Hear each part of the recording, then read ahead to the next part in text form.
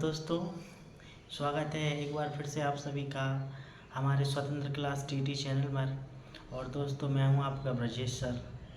दोस्तों, जैसा कि आप सभी को पता है कि मध्य प्रदेश शिक्षक भर्ती वर्ग 3 जो कि प्राथमिक शिक्षक जो भर्ती है, इससे पहले उसकी पात्रता परीक्षा हुई थी और अब मेन परीक्षा होने वाली है।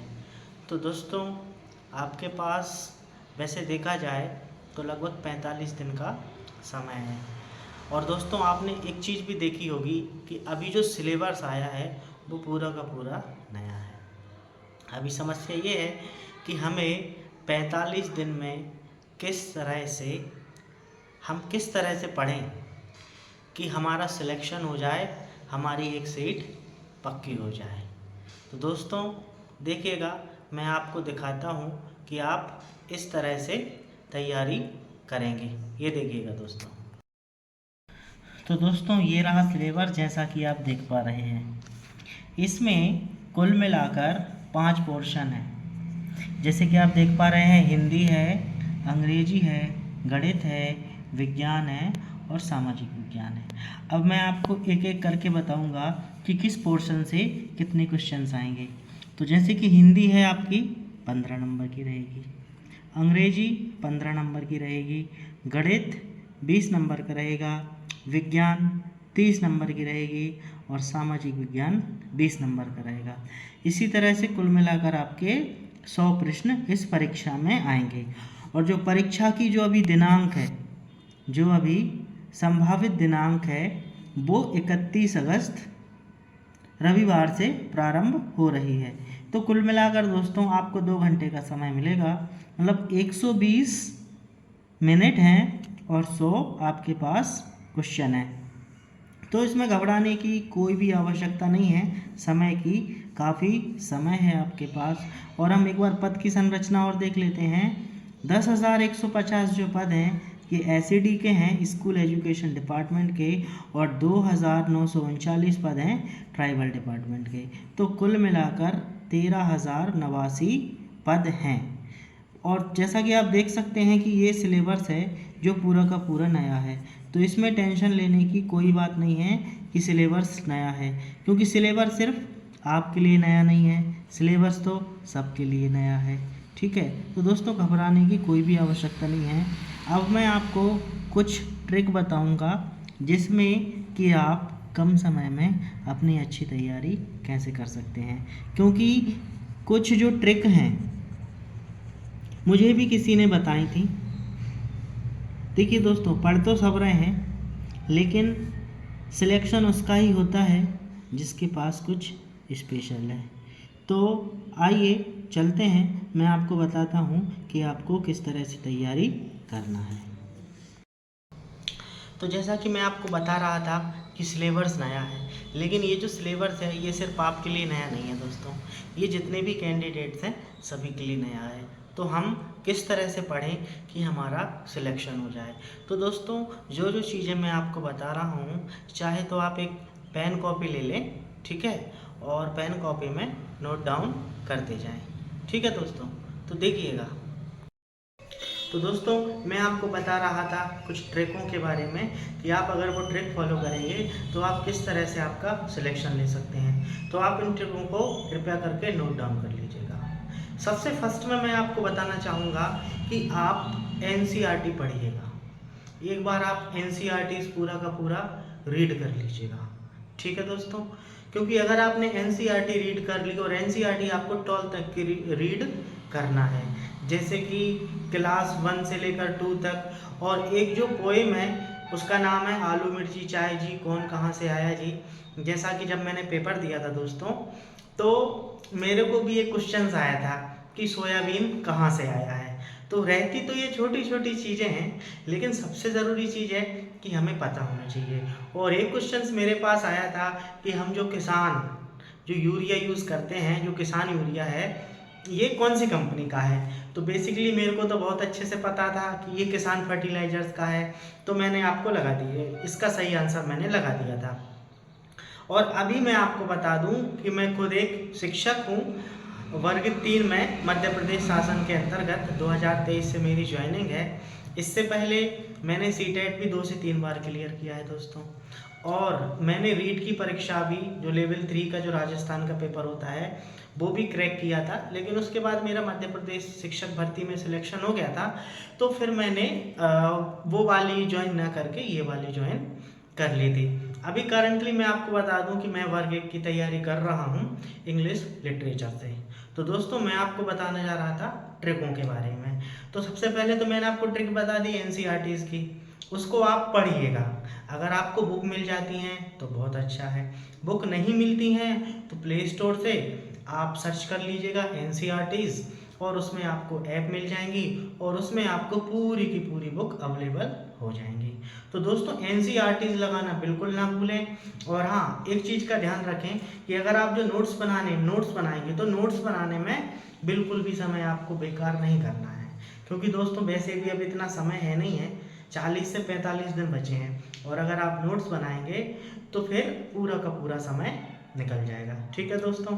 हाँ, लेकिन जब आप एनसीईआरटीज़ को पढ़ रहे हैं, रीड कर रहे हैं, तो जो जो इम्पोर्टेंट चीज़ आपको लगती है तो आप या तो उनको मार्कर से अंडरलाइन कर लीजिएगा, अंडरलाइन कर लीजिएगा, या फिर आप चाहें तो जो मेन पॉइंट है, सिर्फ मेन पॉइंट, वो ऐसे आप एक लिख सकते हैं कि भाई जब आपका पेपर रहेगा तो आप उसको एक बार पढ़ के चले जाएं। ठीक है दोस्तों। अच्छा, दूसरी ट्रिक मैं आपको बताना चाहूँगा, आप पीईबी की वेबसाइट खोलिएगा। पीईबी की वेबसाइट खोलेंगे और ओल्ड क्वेश्चंस पेपर ओपन करिएगा, और जितनी भी आपको ओल्ड क्वेश्चंस पेपर मिल रहे हैं शिक्षक भर्ती से रिलेटेड, जैसे कि अभी करंटली वर्ग 1 का एग्ज़ाम भी हो गए हैं, वर्ग 2 के भी एग्ज़ाम हो गए हैं, तो वो पूरे के पूरे जितने भी ओल्ड क्वेश्चंस हैं वो आपके लग जाएंगे। और दोस्तों मैं आपको बताना चाहूँगा कि ये जो क्वेश्चंस होते हैं ये रिपीट होते रहते हैं, तो उसमें कम से कम आपके 2 से 5 क्वेश्चंस तो निश्चित आना है, मतलब 5 क्वेश्चन तो आना बिल्कुल निश्चितता है, क्योंकि वो पेपर भी बहुत दिन तक चले थे और उसमें भी आपको अच्छे खासे क्वेश्चंस लगाने के लिए मिल जाएंगे। और दोस्तों देखिएगा, पेपर ऑनलाइन होता है, जितना बड़ा आपका क्वेश्चन बैंक रहेगा उतना ही आपका सिलेक्शन के ज़्यादा चांसेस रहेंगे, और उसमें ऐसे आपको एक आइडिया भी मिल जाएगा कि आखिर पीईबी किस तरह के क्वेश्चंस पूछती है। तो ये चीज़ आपको बिल्कुल नहीं भूलना है। पीईबी के वेबसाइट खोलें, पीडीएफ फॉर्म में मिल जाते हैं आपको, या तो आप उनको निकलवा के उनका प्रिंट आउट निकलवा लें, या फिर ऑनलाइन पढ़ लीजिएगा, जैसा आपको सही लगे, लेकिन आपको उनको कम से कम 2 से 3 बार रीड करके जाना है। अगर आप ऐसा करेंगे 2 से 3 बार रीड करने में, तो निश्चितता ही मैं आपको बता दूं कि अगर वो क्वेश्चंस आपके सामने आएगा तो आपका माइंड क्लिक कर जाएगा। और दोस्तों ये ट्रिक तो मैंने भी फॉलो करी है, इसलिए मैं आपको बताना चाहूँगा। और जो मेरे क्वेश्चंस में 2 से 3 नंबर आए थे, जो मैंने ओल्ड क्वेश्चंस लगाए थे, तो इस तरह से आपको करना है। तीसरी और सबसे ज़रूरी चीज़ मैं आपको बताना चाहूँगा कि अभी जो आप पढ़ाई कर रहे हैं, तो पढ़ाई करने के साथ साथ आप अपनी प्रैक्टिस करना बिल्कुल भी ना भूलें, क्योंकि सिर्फ आप पढ़ाई में लगे रहेंगे, प्रैक्टिस नहीं करेंगे, तो बिल्कुल भी समझ लीजिएगा कि आपका सिलेक्शन नहीं हो पाएगा। तो हर दिन कम से कम आपको एक टेस्ट लगाना अनिवार्य है। ठीक है दोस्तों। चौथी ट्रिक लिखिएगा कि आपको प्रतिदिन 8 से 10 घंटे का समय देना है। 2 से ढाई घंटे का जो आपका 2 घंटे का टेस्ट है वो लगाइएगा, और बाकी समय में पढ़िएगा, और फिर टेस्ट के बाद जो जो आपको डाउट लगते हैं उनको क्लियर करिएगा। और दोस्तों मैं आपको बता दूं, ये जो एक क्वेश्चन होता है, इसके जो 4 आंसर होते हैं, इनको अगर आप डिटेल से पढ़ेंगे तो जो 3 आंसर हैं वो भी कहीं ना कहीं किसी ना किसी क्वेश्चन से मैच कर जाएंगे। तो आप इसको बढ़िया डिटेल में पढ़िएगा, और अगर आपको वहाँ समझ में नहीं आ रहा है तो आप गूगल भी कर सकते हैं। भाई आज तो ऑनलाइन का ज़माना है, गूगल से आप जो चाहें वो चीज़ पूछ सकते हैं, गूगल आपको बता देगा। ठीक है दोस्तों। अगली ट्रिक लिखिएगा कि आपको ऑनलाइन टेस्ट लगाना है। जैसे कि देखिएगा, जो समय सारणी पीईबी ने दी है, 2 शिफ्ट में पेपर होगा और जितने बजे से पेपर होगा, ठीक है दोस्तों, आपको उतनी बजे से पेपर लगाना है। अभी डिपेंड नहीं कर रहा है कि आपका पेपर मॉर्निंग शिफ्ट में होगा या इवनिंग शिफ्ट में होगा, इससे कोई भी मैटर नहीं करता है। लेकिन अगर आप उस समय में पेपर लगाएंगे और अगर आपका या मॉर्निंग में फंसे या इवनिंग में फंसे, और जब आप पेपर देने जाएंगे तो देखिएगा कि आपको लगेगा ही नहीं कि आप अभी पेपर देने आए हैं, आपको ऐसे ही लगेगा कि मैं प्रैक्टिस कर रहा हूँ। इसको आप फॉलो करके देखिएगा। और सबसे महत्वपूर्ण बात दोस्तों, अभी आपको देखेंगे कि ऑनलाइन बहुत सारे यूट्यूब चैनल्स भी हैं और बहुत सारे ऑनलाइन कोर्सेज भी हैं।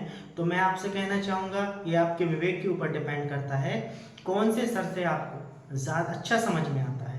जिस भी सर से आपको अच्छा समझ में आए आप उनसे पढ़िएगा, उनकी ही ऑनलाइन सीरीज लीजिएगा, ज़्यादा से ज़्यादा टेस्ट लगाइएगा। जितने आप टेस्ट लगाएंगे उतने आपके सिलेक्शन के चांस बढ़ते जाएंगे। सिर्फ पढ़ने से कुछ नहीं होगा दोस्तों, सबसे ज़रूरी चीज़ है प्रैक्टिस। और अगर आप प्रैक्टिस नहीं करेंगे ना तो आपका सिलेक्शन बिल्कुल नहीं हो पाएगा। ठीक है तो दोस्तों, जैसा कि अभी जो मैंने आपको ट्रिक बताई हैं, तो आप इन ट्रिकों को फॉलो करिएगा और बिल्कुल निश्चिंत रहिएगा कि आपका सिलेक्शन निश्चित हो जाएगा।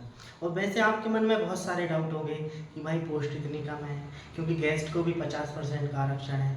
तो दोस्तों ये सब चीज़ें आप छोड़ दीजिएगा, क्योंकि आपको तो सिर्फ एक सीट लेनी है और आप उस पर फोकस करिएगा।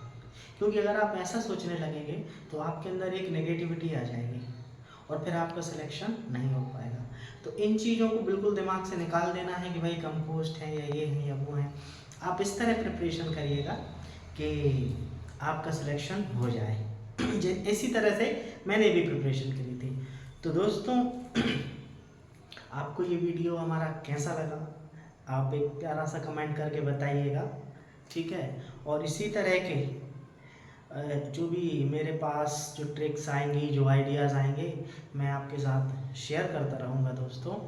तो जो हमारा चैनल है स्वतंत्र क्लास TET, आप इसको ज़्यादा से ज़्यादा शेयर करिएगा अपने दोस्तों के साथ, ठीक है। और मैं आगे सब्जेक्ट वाइज कोशिश करूँगा कि आपको ज़्यादा से ज़्यादा वीडियो लाता रहूँ। तो दोस्तों बहुत बहुत धन्यवाद आपका। नमस्कार, जय हिंद, जय भारत।